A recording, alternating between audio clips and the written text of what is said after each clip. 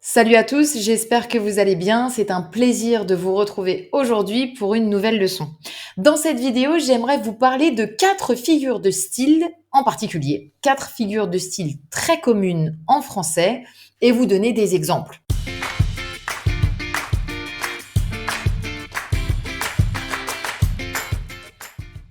La première, c'est l'hyperbole. Qu'est-ce qu'une hyperbole en français? C'est une figure de style qu'on utilise énormément. On l'utilise beaucoup dans le langage courant, dans le langage parlé et voire même dans le langage un peu familier pour exprimer une exagération. L'hyperbole se caractérise par l'exagération d'une information. Je vous raconte quelque chose en exagérant de manière très évidente, voire extrême. Des exemples, il y en a plein.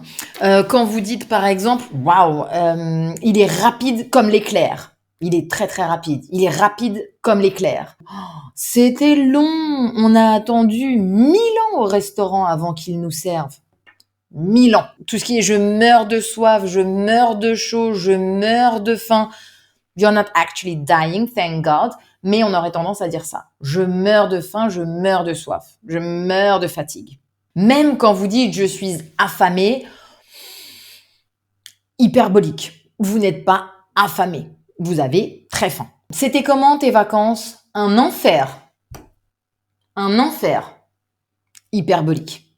Vous n'étiez pas réellement en enfer, mais en tout cas, vos vacances étaient nulles et vous dites un enfer. Un peu plus positif, vous pourriez bien sûr dire que c'était le paradis. C'est hyperbolique de dire le paradis. C'est voilà, vous pourriez dire les vacances, c'était super, c'était génial, c'était très bien, c'était agréable, c'était reposant. Mais si vous dites c'était le paradis, on est déjà dans quelque chose d'un peu hyperbolique. C'est pour ça que l'hyperbole est très très commune et utilisée. On est très vite dans quelque chose d'hyperbolique. Mais ça fait 1000 fois que je te dis que ça fait 500 fois, ça fait 1 million de fois que je te répète que exagéré. Ça veut juste dire que je l'ai déjà répété de nombreuses fois. Probablement pas 1 million de fois. Pareil quand vous dites oh là là, je suis encore en retard, elle va me tuer. She's not actually going to kill you. Mais elle va me tuer si je suis en retard. Il fait froid, je suis congelée. Je suis congelée. Hyperbolique. C'est bouillant. Vous vous asseyez sur une chaise en métal, il y a du soleil et vous dites waouh, elle est bouillante. Voilà, et pour finir sur l'hyperbole, on peut aussi dire waouh, ça fait une éternité qu'on s'était pas vu, une éternité. Ça fait très longtemps. Pleurer ou verser toutes les larmes de son corps, quelque chose de très français. Oh, elle a pleuré toutes les larmes de son corps quand il l'a quittée. No, she didn't. Mais elle a beaucoup pleuré. On va passer à la figure de style suivante qui est la métaphore. Qu'est-ce que la métaphore et quand l'utilise-t-on? Alors, la métaphore, c'est une sorte de comparaison qui suggère une ressemblance entre deux choses, mais il n'y a aucun élément, il n'y a aucun mot de comparaison dans la phrase. Un exemple très concret pour que vous compreniez bien. Quand on dit la vie, c'est comme... Ça, c'est une comparaison. Il y a un titre de film très très connu en français, une comédie qui s'appelle La vie est un long fleuve tranquille. Aucun élément de comparaison, c'est une métaphore. Si on avait dit la vie est comme un long fleuve tranquille, alors là, comparaison et pas métaphore. D'autres exemples, on dit parfois des choses comme le salon était baigné de lumière.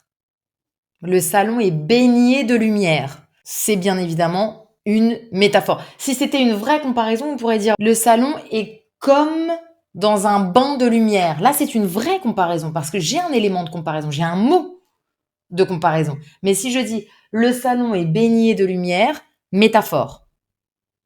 Ou je tue le temps en lisant des revues sans intérêt. Tuer le temps, c'est une métaphore. Vous ne tuez pas le temps, c'est une image. En vrai, je passe le temps. Je passe le temps en lisant...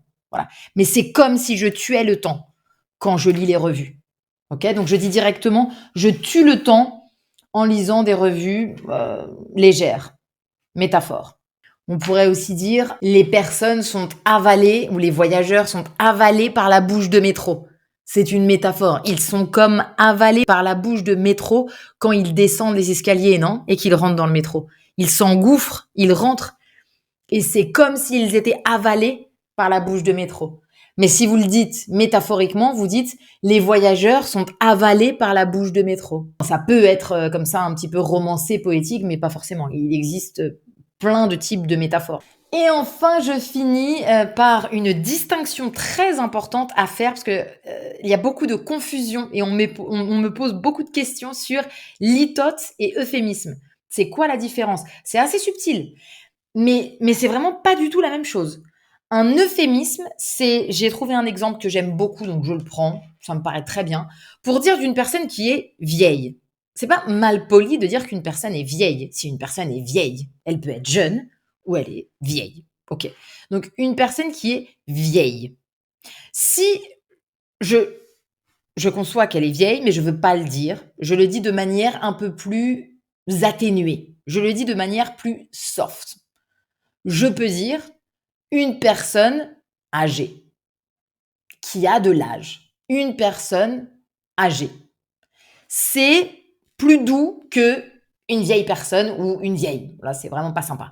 Mais voilà, une personne vieille ou une vieille personne, une personne âgée. Et la litote, ça n'a rien à voir. La litote dit volontairement, dans l'euphémisme, je veux atténuer quelque chose.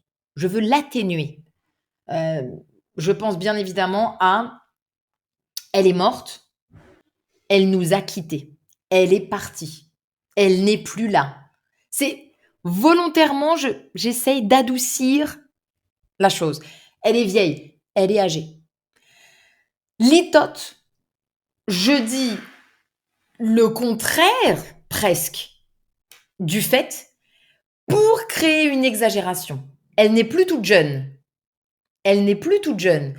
Quand vous me dites ça, je ne dis pas que la personne a 30 ans. C'est-à-dire qu'il ne faut pas prendre ce que vous me dites au premier degré. Si vous me dites elle n'est plus toute jeune, ce que vous voulez dire, c'est qu'elle est vieille. Tout simplement. Donc c'est pour ça qu'on utilise ça souvent avec quelque chose qui est succulent, délicieux. Vous pouvez dire, et je vais comprendre que c'est délicieux, c'est pas mauvais. Donc vous n'êtes pas en train de me dire que c'est pas mauvais. Bah, if you say it this way, then maybe you're for real, and I have to take you like first degree. Like there is no layer in what you're saying. Like, ce n'est pas mauvais, but it's not great. But normally, with the attitude, if you say, c'est pas mauvais, clearly you're saying that it's amazing. And clearly you're using une litote. C'est volontaire. C'est pas du tout un euphémisme. Un euphémisme, j'essaye d'adoucir quelque chose qui est assez fort. Je le dis de manière un peu plus soft. Une litote, je dis carrément le contraire, mais vous devez comprendre que je suis dans un certain extrême. Quand vous dites de quelqu'un, il est pas idiot, hein. Il est très intelligent. The famous, c'est pas bête. Like, c'est pas bête comme idée. C'est pas mal. Ouh, il fait pas chaud. Il fait très froid. C'est pas donné. It's not given, we say in French, to talk about money. C'est pas donné. It's dead expensive. Vous voyez ce que je veux dire? Alors que si vous faites un euphémisme, au lieu de dire c'est extrêmement cher, vous allez peut-être dire c'est un peu coûteux. Vous ne dites pas le contraire, vous dites moins. Voilà, c'est ça la différence principale. J'insiste parce que j'ai beaucoup de questions sur litote et euphémisme. C'est tout pour moi. J'attends avec impatience de lire vos commentaires avec vos figures de style. Vous me direz quelle est votre figure de style préférée. N'hésitez pas à en mettre d'autres en commentaire.